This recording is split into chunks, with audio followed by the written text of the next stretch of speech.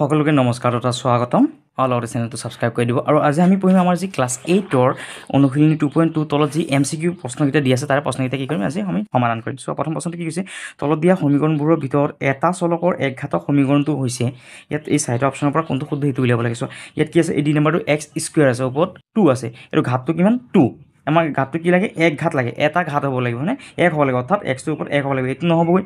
এইটো চোৱা, এক্সৰ লগত এক্সক কোণাগুণিকৈ পূৰণ কৰিলে এক্স স্কুৱেৰ হৈ যাব, তাৰমানে এইটোও নহ'ব, তাৰপিছত এইটোও নহ'ব, অৰ্থাৎ কোনটো হ'বগৈ, চি নাম্বাৰটো কি হ'বগৈ আমাৰ এনচাৰ শুদ্ধ, অৰ্থাৎ কোনটো তোমালোকে শুদ্ধ দিবা, চি নাম্বাৰটো কি কৰিবা, এনচাৰটো শুদ্ধ বুলি দিবা। তাৰপিছত চোৱা 2 নম্বৰটো চোৱা, এটা সংখ্যাৰ লগত 15 যোগ কৰিলে সংখ্যাটো 40 হয়, এই উক্তিৰ সমীকৰণটো হৈছে, চোৱা এইটো আমি কিতাপতে কৈ দিব পাৰি, এটা সংখ্যাৰ লগত 15, যিটো সংখ্যাটো আমি গম নাপাওঁ, সেই সংখ্যাটো আমি কি কৰোঁ, এক্স বুলি ধৰিলোঁ, এক্সৰ লগত কি কৈছে, লগত 15 যোগ, এতিয়া যদি এক্সৰ লগত কি কৰোঁ 15 এটা যোগ কৰিলোঁ, যোগ কৰি সংখ্যাটো কিমান হয় বুলি কৈছোঁ 40, অৰ্থাৎ এক্স প্লাছ 15 ক'ত আছে চোৱা, এইটো আছে মানে এক্স প্লাছ 15, এইটো মাইনাছটো নহ'ব প্লাছটো হ'ব, অৰ্থাৎ চি নাম্বাৰটো কি হ'বগৈ শুদ্ধ।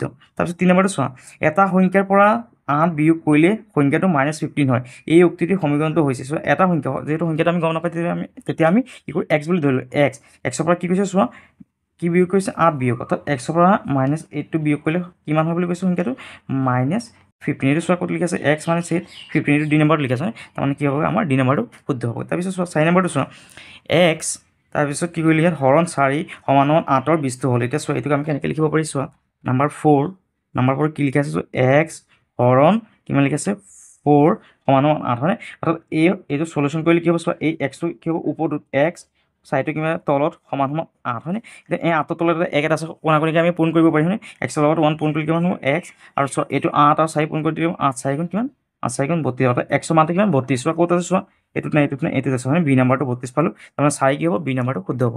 তাৰপিছত চোৱা আমাৰ 5টো চোৱা, 5টো কি কৈছে চোৱা, 8x - 7/20 সমান 4xৰ 20টো হ'ল, অৰ্থাৎ এক্সৰ মানটো আমি উলিয়াব লাগে। চোৱা নাম্বাৰ 5 কিমান, 8x - 7/20 সমান 4x, এতিয়া চোৱা সলিউশ্যনটো কেনেকৈ কৰিম, সলিউশ্যন কি কৰে চোৱা, যিহেতু ইয়াতো এক্স আছে, চোৱা ইয়াত চোৱা 4x হয়নে, 4x আছে হয়নে, এইটো 4x, যিহেতু ইয়াতো এক্স আছে, ইয়াতো এক্স আছে, এক্স কেইটা একেলগ কৰা, চোৱা এইটো এক্সটো আমি এই চাইডে পাৰ কৰি দিম, এইটো ইয়াত কিমান আছে ইমান ৰাখি দিয়ে, -20 আৰু তলত 7টো ৰাখা, ইয়াত কিমান আছে 4x, এইটো কি কৰা এই চাইডে পাৰ কৰি দিয়া, সমান এইটো চাইডে পাৰ কৰা, যিহেতু প্লাছত আছে এই চাইডে আহিলে কিমান, এই চাইড কিমান হ'ব, এইটো প্লাছত আছে এই চাইডে আহিলে কিমান হ'বগৈ -8x, এতিয়া চোৱা ইয়াত কিমান আছে, যিমান আছে ইমান লিখা, -27 সমান, এতিয়া চোৱা এইটো মাইনাছটো ডাঙৰ 8, 8ৰ পৰা 4 গ'লে কিমান 4x, আৰু যিহেতু মাইনাছটো ডাঙৰ আছে সেইকাৰণে মাইনাছটো দি লোৱা।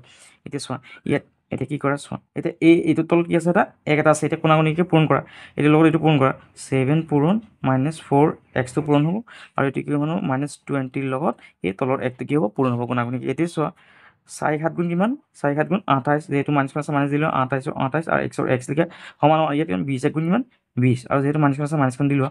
এতিয়া চোৱা এতিয়া এক্সটো ইয়াত ৰাখা সমান, যিহেতু ইয়াত কিমান আছে -20 লিখা, আৰু এইটো -28টো এই চাইডে লৈ যোৱা, মাইনাছ লিখা 28 লিখা। এতিয়া চোৱা এতিয়া আমি কি কৰিব পাৰিছোঁ, এতিয়া যিহেতু এই মাইনাছখনৰ লগত এই মাইনাছখন কাটি দিয়া, যিহেতু এইটো যুগ্ম সংখ্যা আছে, এইটো যুগ্ম সংখ্যা আছে, 2 দি কাটিব পাৰি, 2 দি এইটো কাটিলে কেইবাৰ যাব 10 বাৰ, আৰু এইটোক কাটিলে কেইবাৰ যাব 14। এতিয়া চোৱা আকৌ যুগ্ম সংখ্যা আছে, আকৌ কাটিব পাৰি, 2 দি কাটিলে কেইবাৰ 5 বাৰ, আৰু 2 দি কাটিলে কেইবাৰ 7 বাৰ, অৰ্থাৎ কিমান পালোঁ আমি 7 কিমান 5। এতিয়া চোৱা আমাৰ এইটো এক্সৰ মানটো কিমান পালোঁ আমি 7/5, ক'ত আছে চোৱা 7/5 কোনটোত আছে, এইটো বি নাম্বাৰটো হয়নে, অৰ্থাৎ কি হ'ব এই বি নাম্বাৰটো আমাৰ আনচাৰ শুদ্ধ। তাৰপিছত নাম্বাৰ 6টো চোৱা, x সমান 0ৰ 20টো হ'ব, অৰ্থাৎ এক্সৰ মানটো কিমান হ'ব, এইটোৱে এক্সৰ মানটো দিয়ে আছে আমাৰ 0 হয়নে, তাৰমানে এইটো কি হ'ব এনচাৰটো এ নাম্বাৰটো হ'ব 6।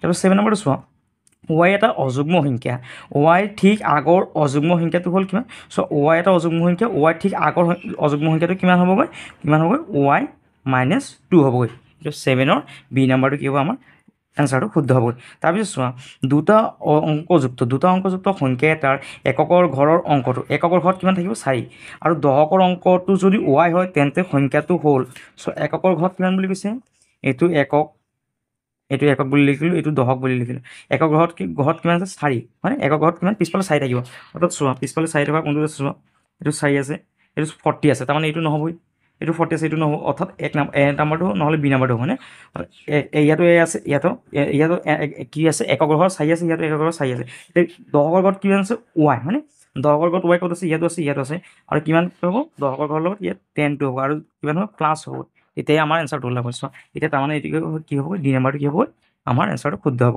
ডি নাম্বাৰ 8ৰ ডি নাম্বাৰটো। তাৰপিছত চোৱা সমীকৰণ 8x - 15 = 9 মাইনাছ 4xৰ বীজ হ'ল। অৰ্থাৎ এইটো আমি কি কৰিবলৈ সমাধান কৰিবলৈ চোৱা 9 নম্বৰটো চোৱা 9 নম্বৰটো কিমান আছে লিখি লোৱা 8x - 15 = 9 মাইনাছ 4x। চ' এইটো আমি সমাধান কৰোঁ। এক্সৰ লগত এক্সখিনি এক লগ কৰোঁ। ইয়াত 8x আছে 8x লিখিলোঁ। এই চাইড কি আছে মাইনাছ 4x আছে। এই চাইড আহিলে কি হ'ল প্লাছ 4x = ইয়াত 9 আছে 9 লিখা।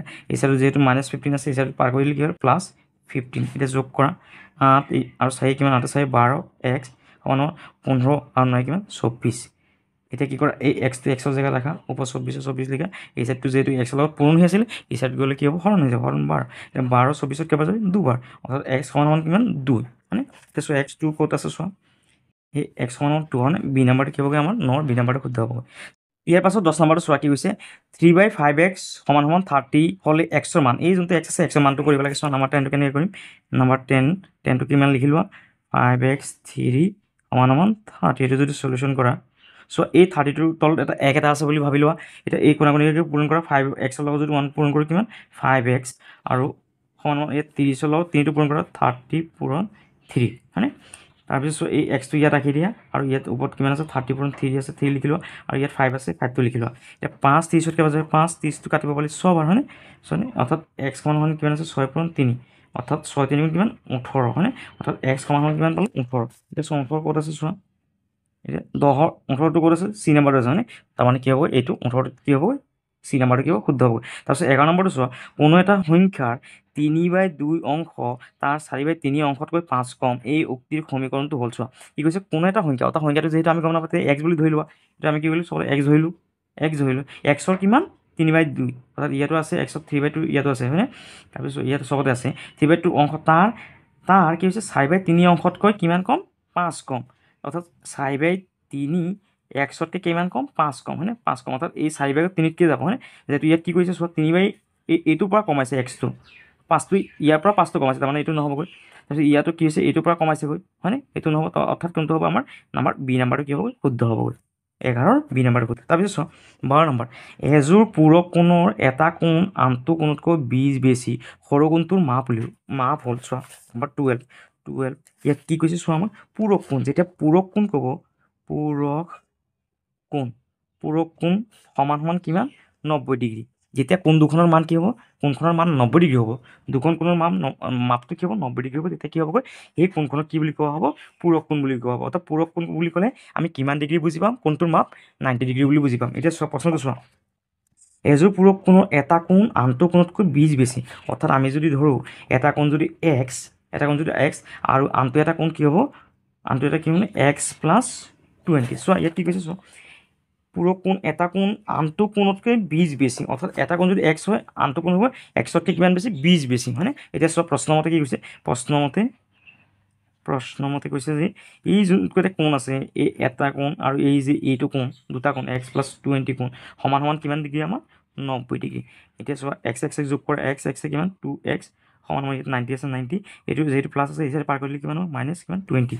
এতিয়া চোৱা ইয়াত 2x লিখা 90ৰ পৰা যদি কিমান 20 যায় কিমান 70। এতিয়া চোৱা xটো ইয়াত লিখা আৰু ওপৰত 70 লিখা এই দুটো পূৰণ হৈছে ইয়াত আহিলে হৰণ হ'ব 2 70 কেইবাৰ যায় 35 বাৰ অৰ্থাৎ x সমান কিমান 35। এইটো হ'ল আমাৰ আনচাৰ। এতিয়া 35 ক'ত আছে চোৱা এইটো ডি নাম্বাৰটো অৰ্থাৎ 12 নম্বৰ ডিটো কি হ'ব আমাৰ আনচাৰ। তাৰপিছত 13 নম্বৰটো চোৱা এযোৰ সম্পূৰক কোণৰ ডাঙৰ কোণটো সৰু কোণৰ দুগুণ ডাঙৰ কোণটো হ'ল। এতিয়া চোৱা কি কৈছে এযোৰ সম্পূৰক কোণ কৈছে নাম্বাৰ 13টো চোৱা সম্পূৰক কোণ যেতিয়া সম্পূৰক কোণ ক'ব তেতিয়া ইয়াৰ মানটো হ'ব কিমান 180 ডিগ্ৰী। সম্পূৰক কোণৰ যোনটো মান সেয়া কিমান হয় 180 ডিগ্ৰী। এতিয়া চোৱা কি কৈছে প্ৰশ্নটো চোৱা এযোৰ সম্পূৰক কোণৰ ডাঙৰ কোণটো সৰু কোণৰ দুগুণ অৰ্থাৎ আমি ধৰিলোঁ যদি চলিউশ্যন যদি সৰু কোণটো যদি আমি x ধৰোঁ তেতিয়া ডাঙৰ কোণটো কিমান হ'ব 2x হয়নে। এইটো কি সৰু কোণটো x হ'লে কিমান হ'ব 2 গুণ বুলি কৈছে এতিয়া ডাঙৰ কোণটো কিমান হ'ব 2x কোণটো সৰু কোণৰ 2 গুণ ডাঙৰ কোণটো হ'ল। এতিয়া চোৱা এই প্ৰশ্নমতে কি কৈছে চোৱা এইটো প্ৰশ্নমতে এই x + 2x সমান কিমান হ'ব 180 ডিগ্ৰী হয়নে। তাৰপিছত চোৱা এতিয়া ইয়াত কি আছে চোৱা ইয়াত 2x আৰু ইয়াত 1x কিমান 3x হয়নে 3x সমান 180 ডিগ্ৰী। এতিয়া চোৱা xটো ইয়াত ৰাখা 180 লিখা, ইয়াত 3 লিখা। এতিয়া 3 চোৱা 8 কেইবাৰ 3 8 ছবাৰ আৰু পিছফালে 0 আছে 0 দি দিয়া, অৰ্থাৎ x সমান কিমান পালোঁ 60 পালোঁ। অৰ্থাৎ x মানে সৰু কোণ, মানে এইটো হ'ল আমাৰ সৰু কোণ। সৰু কোণৰ মানটো পালোঁ আমি কিমান 60। এতিয়া চোৱা আমাক কি কৈছে প্ৰশ্নত কৈছে ডাঙৰ কোণটো হ'ল, এতিয়া যিহেতু এইটো ডাঙৰ কোণ আছে, ডাঙৰ কোণটো কিমান 2x, মানে এতিয়া 2 লিখিলোঁ, x মান কিমান পালোঁ আমি 60, x মানে 60, অৰ্থাৎ 60 দুগুণ কিমান 120 ডিগ্ৰী। অৰ্থাৎ চোৱা 120 ক'ত আছে চোৱা, ইয়াত এইটো 120, অৰ্থাৎ 13 নম্বৰ বিটো কি হ'বগৈ আমাৰ শুদ্ধ হ'বগৈ। তাৰপিছত চোৱা 14 নম্বৰ bx সমান 0 হ'লে x সমান, এই xটোৰ মানটো কি হ'বগৈ 0 হ'ব, অৰ্থাৎ 14 কি হ'ব এ নাম্বাৰটো শুদ্ধ হ'বগৈ। নম্বৰ 15টো চোৱা 2, এইটো 2 ওপৰত আছে m সমান -7 হ'লে এইটো x মান, x নহয় এইটো m হ'বগৈ, এইটো m ৰ মানটো উলিয়াব লাগিব হয়নে। এতিয়া চোৱা নম্বৰ 15টো চোৱা, নম্বৰ 15ৰ সলিউশ্যন কিমান লিখি আছে এইটো লিখি লোৱা, ওপৰত আছে m তলত 2 সমান -7, এইটো সলিউশ্যনটো এই 7টোৰ তলত এটা 1 এটা আছে বুলি ভাবি লোৱা, এই 1টোৰ লগত m টো পূৰণ কৰি দিয়া, কিমান হ'ব m লগত 1 পূৰণ কৰিলে কিমান হ'ব m হ'ব, আৰু এই 2 লগত 7টো কৰি দিয়া -7 পূৰণ 2, অৰ্থাৎ m সমান 7 দুগুণ কিমান 14, যিহেতু মাইনাছ আছে মাইনাছখন দিলোঁ, অৰ্থাৎ m সমান কিমান পালোঁ -14। এতিয়া চোৱা m সমান ক'ত আছে -14, এইটো c, অৰ্থাৎ 15 কি হ'ল c নাম্বাৰটো শুদ্ধ। ধন্যবাদ।